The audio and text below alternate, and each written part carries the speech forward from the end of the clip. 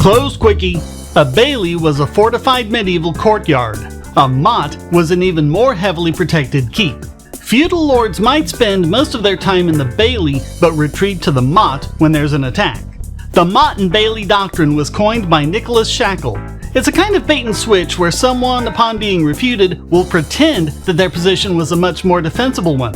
Take socialists. They take power and do things like nationalize industries, inflate the currency, enforce unions, and so forth. When it inevitably collapses, they can't admit that socialism failed, so they fall back on socialism being the workers being in control, and therefore it wasn't real socialism. So someone will make a controversial claim, the bailey, and when refuted, retreat to a more defensible claim, the motte, pretending that that was his argument the whole time.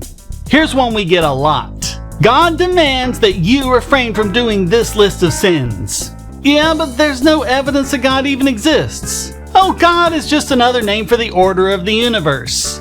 Of course, after that, they go right back to the bailey again. Believe in Jesus or you'll burn in hell. Wow, that's pretty horrible. He must be a real jerk. No, hell is just another word for the absence of God.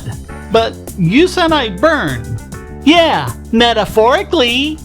Criticize someone's opposition to strong encryption and we have to protect the children. A warmonger will generally fall back on we have to support the troops. How about this one? I'm a feminist and you have to support my policy. Well, here's a bunch of data showing that that policy doesn't work. Why don't you think men and women should be treated equally? How about homeopathy will cure your cancer? No, it won't. It's just sugar pills. Look, it's all about positive thinking, the benefits of the placebo effect. You realize you just admitted you're giving people placebos, right? The motte is generally something it would be horrible to oppose. Black Lives Matter is an organization run by self-described trained Marxists who advocate looting. But if you criticize that, you don't think Black Lives Matter? You're racist.